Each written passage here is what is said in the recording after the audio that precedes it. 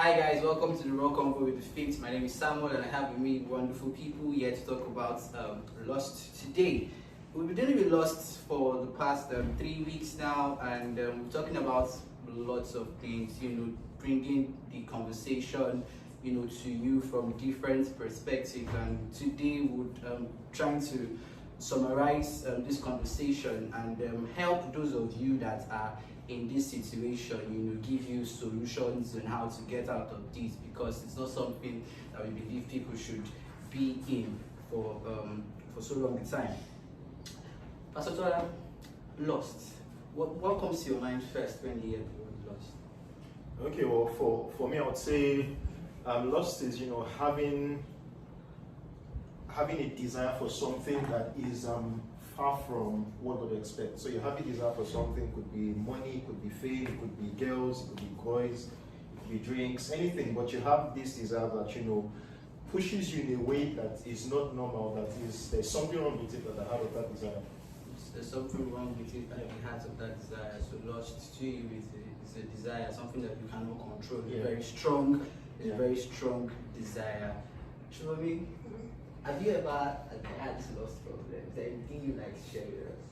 Well, first of all, I'd like to start with what Chola said about that very strong desire.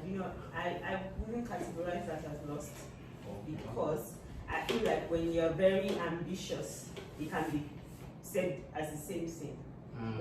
When you're very serious about something, it's not necessarily about lost.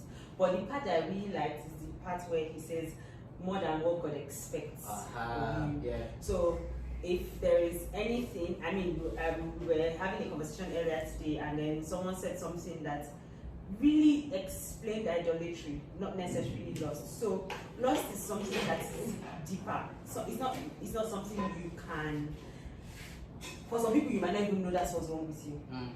So I can say, oh, okay, there was a time in my life, maybe the time is still happening. But I mean, okay. Please go ahead. I like fine guys. It's a very strong desire. I mean, I can be somewhere and then I'm like, I sight somewhere and oh bad, no. But I'll just look away. But I have some forces that would bring that person close to me. You, yeah. I mean, it's something I noticed, and then eventually when we get to get talking and everything, and I really used to like to I don't like the thing is I don't know how to. I feel like I should be able to lie and then I just don't say everything. Okay. But I mean, I think it can actually make us some. There was a time I was really battling with. I really like to make out. So it is. At some point, it wasn't so much of a big deal. I'm like, I'm not sleeping with the guy now. Just It's casual just stuff. casual and everything. It's just surface stuff. But it got to a point, and I'm like, okay, what's going on? It wasn't because I was having a problem with it. It was just to a very large extent too. Maybe because of my temperament, I can be very controlling about what is going on in my life. So I'm like, okay, why don't we tone it down? Maybe not have so many people that you can easily make out with, that kind of thing. So, and then I had a conversation with someone, and then it's like, okay, I think it's getting too much. Yes, you're not doing the real thing, but it's not necessarily pure. It's not necessarily what you should be doing. I mean, you can say, okay, you're dating somebody, and then you're making out, and then it leads to something. Those kind of things need to be in check. But my own case, I don't necessarily have to date him. As far as like everything is set and all of that. But this is very, very amusing. Thank you very much for being very honest and it's a problem. open. It's a problem. Open. That's a loss. Honesty is a loss. They don't take us seriously. Pastor Kayode, can you? I mean, because there's this idea that believers, once you're in Christ, nothing they do, nothing can happen to you. You can't fall for this thing. Do you? What's your say on that? I don't know. Okay, yeah. One thing about lust, is most times we look at it like when you are lost in or after something, it's actually a bad thing. That's wrong. Most times, what you're even lost enough, like you're lost enough for money. Money is not bad. No. Do you understand? But when Pastor Tola was talking about it, and then she also said something about it, you see that it's the desire and the way you go about it, that I'll get this anyhow, even if I have to crush people to get this, then you know that this thing is not godly. True. Sometimes it's even something that you feel is your right. So most times we think like, oh, when it comes, it's like, see, Absalom in the Bible, for instance, now, Absalom is meant to be the heir to the throne. He's not doing anything wrong, but the way he's going about it was just wrong. And then He's not actually. So most times we look at it from the point of, oh, okay, if this is my career, so I can do this to get to the top. I can maybe fornicate to do or do this or lie about this or exchange files to get to the it's your right to get to the I top. heard something funny from someone in my company. She's like, that how come a lot of girls are always saying, that she slept with this person to get this position. The next thing the woman said, at least she's using her own sex to get something. What are you saying? That is free of charge. I mean, all these kind of things that actually make you feel like it's not so bad. You feel it's not so bad. You understand? But there's the bad in it. So and there's bad in it. So not actually bad, but there's bad in it. So the worst thing is if you're talking about loss to anybody, we are quick to always try to get the good in it and like there's always a good in it and then we have some reasons, very good reasons to say this is why I want to do this. This is why I want to do this. You understand? So when we have all those very good and To important justify. reasons, you understand, to justify it, Understand. and even if you look at those reasons, you could say that, do you understand? So most times because the lust is from the devil, it's not from God. Do you understand? So, but the agent of the darkness will come as if they are of the light. So they bring it and bring some other good things to with it. Yes, it's a total package. Do you understand? I get you. So even Christians, we have to be watchful and we have to be prayerful. Emphasis on that. So even Christians as believers, we have to be watchful. We have to be watchful, and then lust, as we've all agreed, right, is a strong desire, right? And then the last thing we said about it, being away from what God, wants us. Expect you to do about things like that. I mean, I'm very sure that for me, God doesn't want me to suffer. I mean, He still wants me to do pretty and all that. You provide the money for me to look nice, but He won't. If I'm getting the money because I'm working, He's like, oh, good child, everything, getting money from favors left, right, and center. But if I'm going the extra mile, doing things that are actually sinful, because excuse me, first of all, killing someone to get money is already a sin in itself. So basically, long and short of it is running after something in ways that are sinful. Beautiful. Can we? Can we answer this very? It's bothering me, right?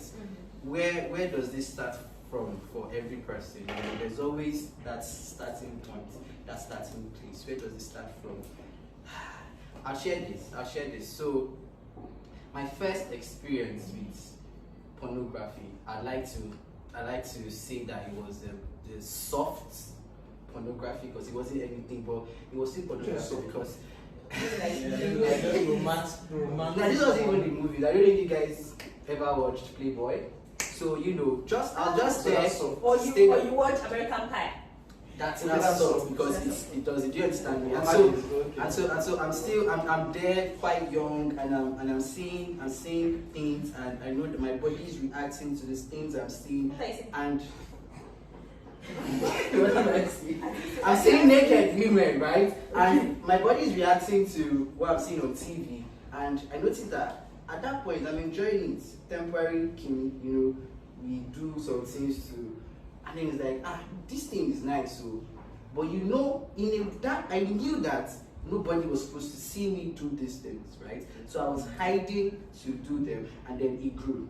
It grew from just, stumbling on it on a certain cable network to now looking for it in magazines, as at that time in magazines, then, phones, as at that time, you just search some kind of websites and stuff like that. So, but that's for me. I stumbled on it. So, but for some people, where do you think it starts from?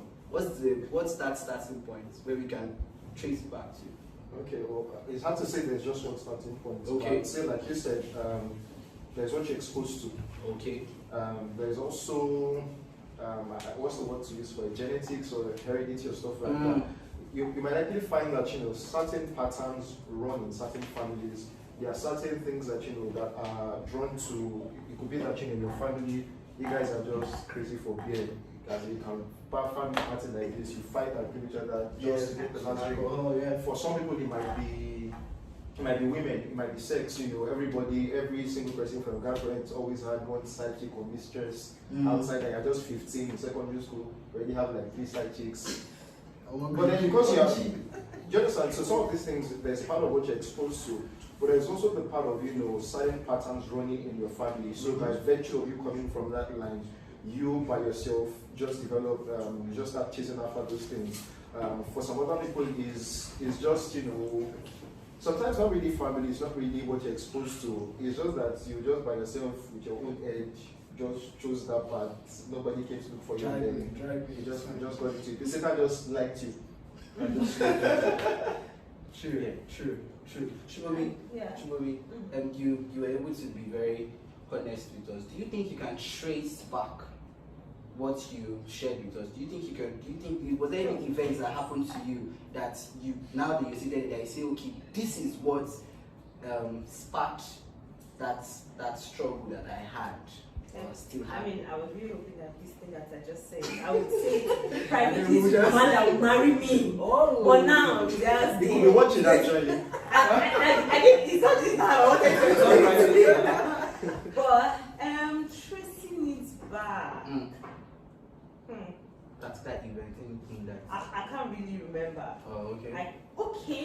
I think I can. So I think it was actually in secondary school. Yes, I think it was in secondary school. I think I just had those friends that had boyfriends and everything, and then I was one of those very good friends. I'll tell you, see, this thing they're doing, it's not bad though, but I'll still help you watch the dog. Kind of thing. So you know when you're there, it's like this thing. Which day will they watch dog for me?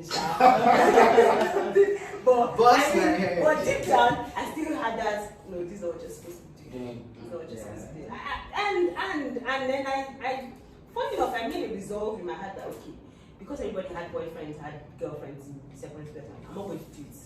I'm not the probably proud kind of person. So although it was there, like, but I said I was going to do it. And then in SS3 now, prom is approaching. I have to have somebody. So I mean, and I said, okay, let me just go and try it one day, So and then it wasn't bad, and nobody caught me. I didn't have anybody watching for me. But I mean, oh no, someone did, but it was a junior state. So I was like, what are you looking at? And then I just believed the person, and then, but that was it. And then when you do something and you can get away with it, it was just like okay, it's not. So that's the start for me. Wow. It wasn't necessarily I watched something. It wasn't like someone who did something. It was the friends you were exposed to. Yes, actually. The friends you were exposed to. Pascal, is there any spiritual undertone to this? Do you think that in a way also root cause could be that spiritual? Like they are following person from their village. Do you understand? Because I mean, Pastor said something about when the devil meet you, she say you got the light, and then this light is going to shout, it's going to start out that. When you know when they are following them, you are doing that thing and then you are flaunting it. Let's not call some people. Scary, please. Lend your voice. The truth is, when you are having that kind of struggle, it's a really bad thing, and then you need to pray about those things. You understand? But we can't really. Okay. I think that most people don't get to the point where they realize they have a problem. So it's hard for you to pray for something that you don't think is a problem. Exactly. So that's where I'm going. Okay. So we can't really separate the science. Do you understand? From our daily life. So why should we separate who we are as a Christian from our daily life? So both of them work. Yeah, do you understand? Science is not a bad thing. Do you understand? So you have to look at it from the point that yes, ever since we were born, we have always been a sinner. At least from the point I know scientists would say a child from like year 3 above, 3 below doesn't know left from right, and from like 4 you start doing all sorts of things. You see a child picking things and then lying about it. Do you understand? So our sinful nature has always been there. So we changing to become a Christian, everything about us has changed. But moving into that reality, we also need to take some practical steps. So if you're struggling from something, it doesn't mean that thing will disappear. Poof. Yes, I'm a new man in Christ. So yes, I'm new, I'm powerful. Yes, you are. But have you lived up to the reality? Do you understand? So to do that, so we now have to take those steps from the baby step, and we have to trace those things and start dealing with them.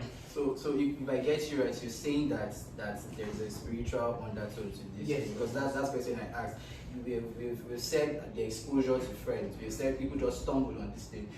Pastor said it's a pattern, right? So are you concurring to the fact that Yes, spiritual? there's a spiritual undertone to it. That so we are all sinful in nature. Ah, okay. That's it.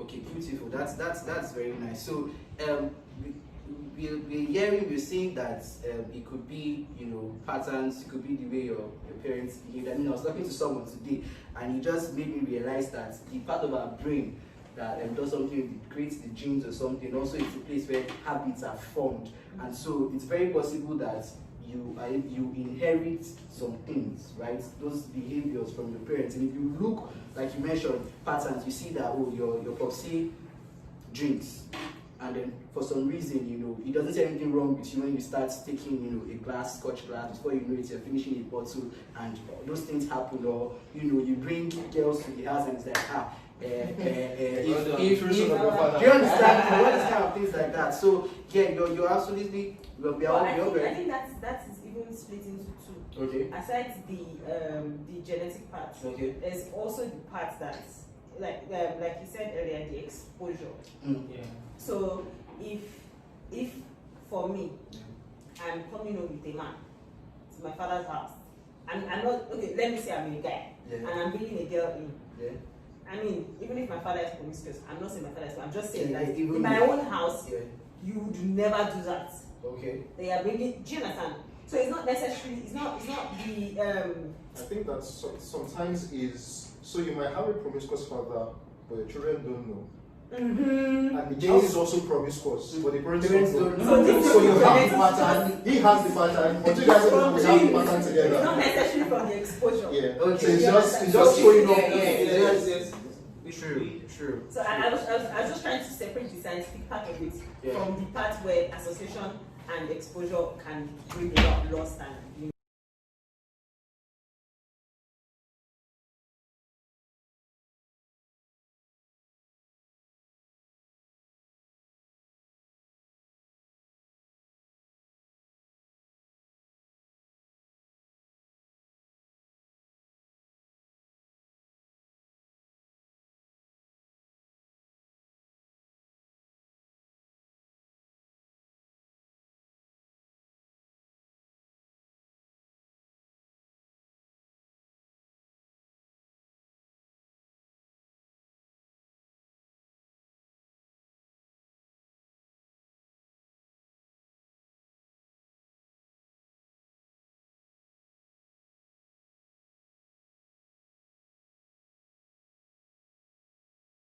From the part where association and exposure can bring about loss and just fully express itself in.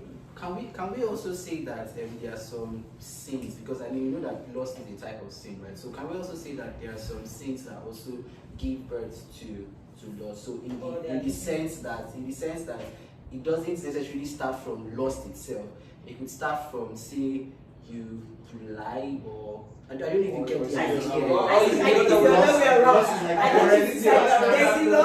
things. Yes. For example, some that stop on, some that has a lust for weed and all that. So because you have this deep intense desire for weed, there are certain things that you would do that are pretty not normal. For example, you would almost steal to get it. You would steal. You would lie. There are other things that you do just because you want to have this. Okay. So it's a lust that you have that pushes or that falls these other things that brings about these other things, and then they come along the way. So you can say that lust is the fosters other things. It's the environment that enables. Is the godfather of God man. And that's the funny thing is, when they say lust, say lust of the flesh. You don't say lie of the flesh. And lust of the flesh begats every other type of sin. I didn't read my Bible now. I mean, I'm so smart. Why? Beautiful. So we've been able to define loss. We've been able to bring it back to somewhere where it starts from, and then this whole conversation will not make sense.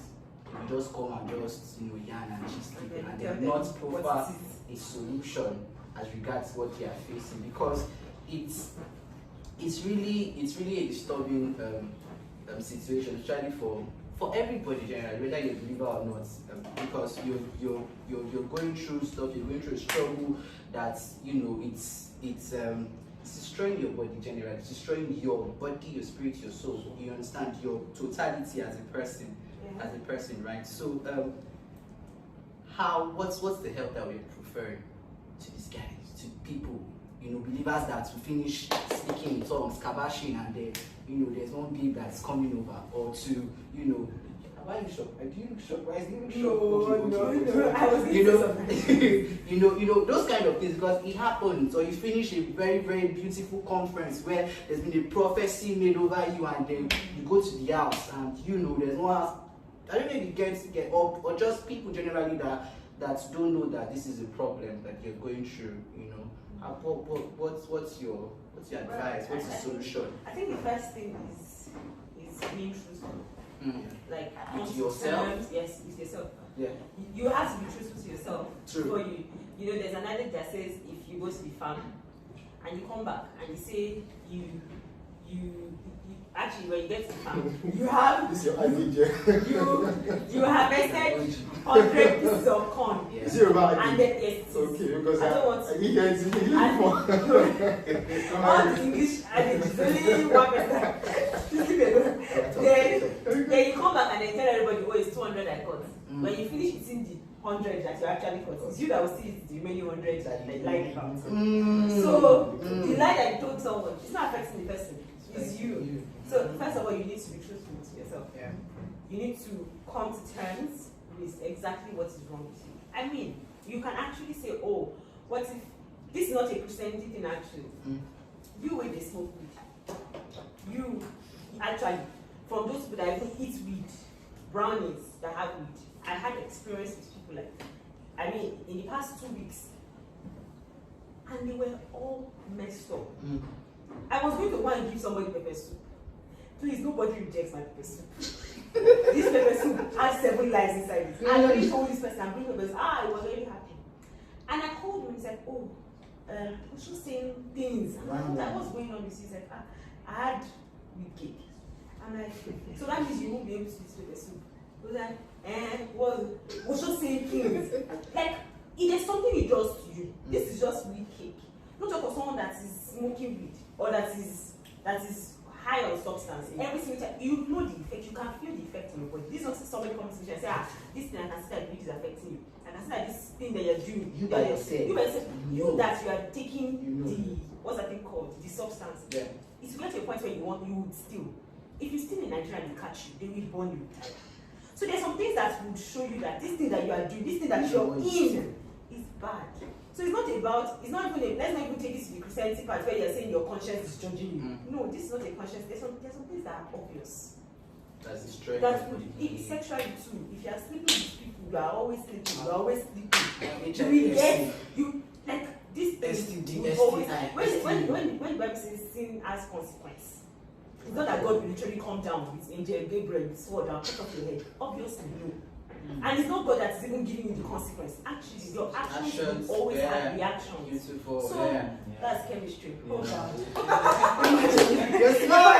So like I mean, first of all, truth. Yeah. Be truthful to yourself. Be truthful to yourself. You have to acknowledge that This this is my serious problem. oh, And I need to fix it. you need to fix it. I think that's where a lot of people falter. I just think about this personally. Because you talk with guys that smoke and you say it's not a problem. It's just like that. I think sometimes you might get into that trap of being deceived by it that I can handle it, or it's not that big of a deal, or it's just something small. If I want to stop, I'll stop. It doesn't affect me. And you are lying to yourself. Maybe you don't think you are lying to yourself. You actually lie to yourself to the extent that you actually believe what you say. True. And then everybody brings evidence and say no, and then you're looking for stuff to justify what you think.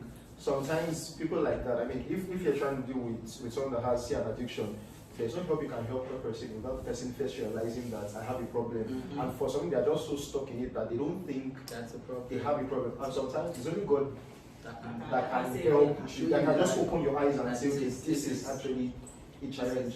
So you have to be honest with yourself. That's number one. You're going to say something else. Do you have any other advice? Do you have any other solution that you want to proffer? Okay, being honest with yourself, that's important. Ground rule. And then find someone that you can open up to. Find someone that you can open up to. This is quite disturbing for me, but okay, what disturbing is strong. But you know, we I think there's a problem, especially in the church, as regards opening up to people, where believers tend to judge believers Actually. for different for sinning differently, right? I know, right? Exactly. Because you're My not sin sleeping is around, but you're a Yes. gossiper. My sin is bigger than your sin. Exactly. So Exactly. that's The thing yeah. is just this challenge is that sometimes you are so conscious of your own sin and then you can't face up to it. Okay. So what you do is you look for other people's sin to be sure that, I mean, if this person is doing this, then I'm not that bad. The most judgmental people Yeah. are the deepest sinners. You guys hear that? Sometimes The fact that so that they will write that they will the judge most it down. judgmental people are the Yeah. deepest sinners. the Sometimes you are fact that so you're not judging. Yeah, The the most always judgmental people are the deepest sinners. because Deepest sometimes you are so conscious of the mistakes that you make, Yeah. and you are conscious of how merciful God is to you. I mean, in my days of porn, that's why I was just watching In porn. my days of porn. I Sound saw like when the days of marriage. I get you. I get someone you. would send me money after. Just like Yeah. someone just send money. Is it when you think that God is just going to bring thunder and fire and destroy your life? It's not thunder and fire. It's Someone just call and say, let me just send you some cash. After you saw that we did that. you understand? And then sometimes, so what that does for you is that it makes you aware of God's mercy in a way that is not, that if God can be this kind to me, to say that it's not by all this one, treating your head, it's not because you did it, I won't say I anything mean, and all that. as you guys, So someone just brings a sin to me. Because I'm conscious of that, it's like what Jesus said, he that is loved much, loves much, he that is forgiven much, forgives much. Because sometimes you are just so conscious of your own sin. So you're trying to hide from it, so you are focusing attention on other people's sin. And that doesn't work. I'm sorry, Shubhami. As regards to what you just said, this is very beautiful because what I've heard is that you're saying if you are aware of God's mercy, You won't show mercy to others. mercy. So I think that first of all, as regards sharing your problems, regards being open, you should be first open with God. Yeah, You should be able to say, Father, this is what I mean. Obviously, he has seen you anyways, but say, I bring myself where I am to you. I've messed up, I've done this. I'm sorry. Forgive me. And then I'm pretty sure that when you do that, he will not probably send somebody. Like a fellow believer, he puts it in the heart of that person that this my son is going through something, this my daughter is going through something. Yeah. Speak to him, send a text, call, pray for this person, right? So I think so if you're going through, that I have the stuff I have of believers, not trusting themselves or being judgmental, please, first of all, you can always trust God. You can always trust God. So when you open up to God and you acknowledge, His love and His mercy for you, then you will be able to say, oh, okay, He will now say, Shubhami. So even actually speaking to the person is. There's this weakness, and the person doesn't know that. That's why I called you. I knew something was happening. I mean, we in church ourselves sometimes have to be also open to hearing what other people say are going and through. not be judged. Because Bible says that confess your sins To one one to another. another. Yeah, see, James 5:6. Yes. let I mean, me say something. Yeah. Something happened to me like last week that I shared with our group. Yeah. And that's, I mean, he had a challenge. See, if you're not in a tribe, you are wrong. I'm telling you, because we have family. Yeah. Do you understand? Yeah. So I shared that thing. You saw it, and then I was going through that challenge. I just had to share it with everybody. Nobody judged me. I could have kept it to myself, but And because sing it's something we are treating. Yeah. So I saw it as an opportunity for people to talk And to you me probably and people even to also. minister to someone Yes. else. Do you understand? This So is- and This is very beautiful. What you say is very beautiful. Having somebody. I think it's one of the best things to happen to any believer. To have a fellow believer that you can. I have somebody that I call every single time. Like he knows my in and out. Like once I do something, I know bro, stuff this is what I've done. You understand? And then he's able to show me that love, that compassion. So it's very key. Please, if you don't have somebody, if you don't have a tribe, please join. Like Pastor Laura said, if you're not in a tribe, you're not doing the right thing. Although something needs to be pointed out. Yeah. What's that? Because I think I was in a meeting one day and I said something. I said, whoever is saved by God is saved forever. That statement is complete, but not necessarily for people that do not understand or have not gotten to that level. So I added something and I said, but that does not give you the leverage to sin. Yeah, true. So because you know that you can speak to God, and He's definitely, that one is a standard. He's a merciful God. Before you even came to meet Him, He had already forgiven you. Yeah. Before you even said anything, He had already put structures in place that will help you in your situation. I mean, Adam And it says in the Bible that I will never give you any temptation that you cannot handle, overcome, you cannot handle. So, one thing we need to always understand is, yes, we've come first. We've said 3 things. I've come to the truth. I have acknowledged it. I'm speaking to God, and I'm using an accountability partner. That doesn't mean because you have this accountability, because I don't like wicked accountability partner. Please be nice to me, or else I'm not telling you anything again. So I would expect you to act the way God would act. I mean, but of course, some level of advice. But because you know that this person is a nice person, not necessarily just chastising in that kind of way, and then God loving, like loving and everything, you now say, okay, let me just do it. Okay, I will beg you. It is taking a lot of things for granted. You also need to discipline yourself.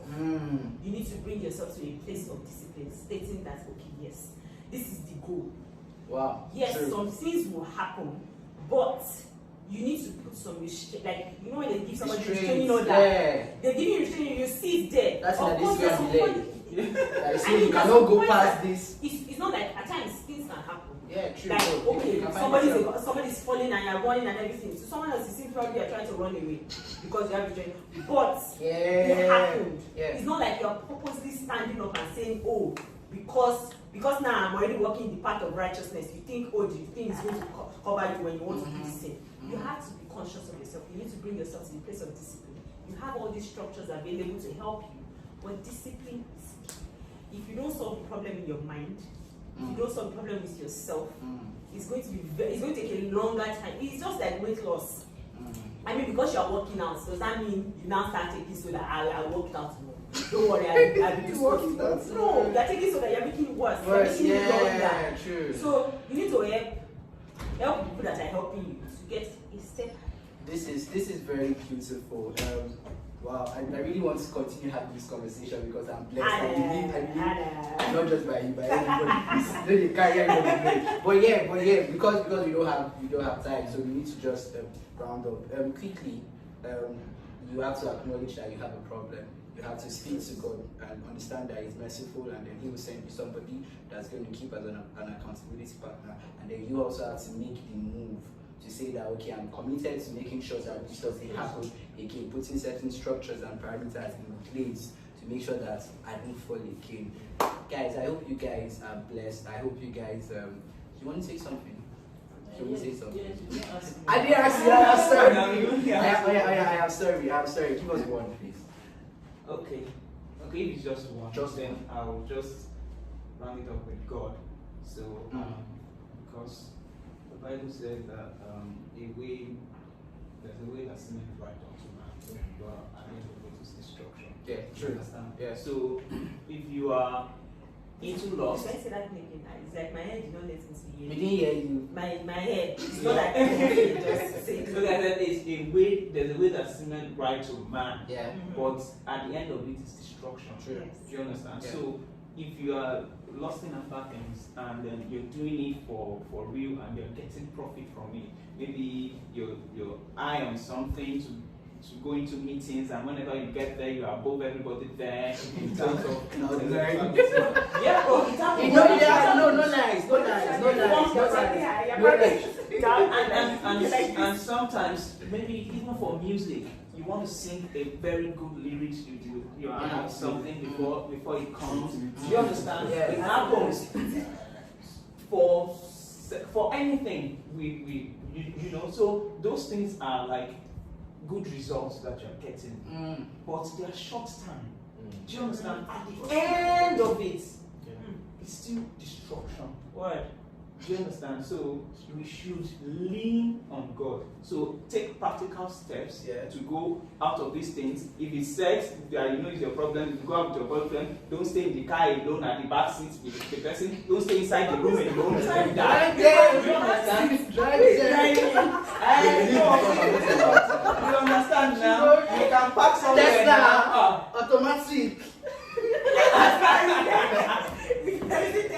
I'm super glad that I allowed you to speak. I'm super glad that I allowed you to speak because this is very beautiful. God, we have to understand that no matter what we are gaining from that bad thing, at the end, you see destruction. At the end of the day, the middle might be good, in fact, the beginning might be good, but when it finishes, it's destruction. Guys, I hope you're blessed again. And I hope that this minister. Don't worry, we'll fix that. That's done.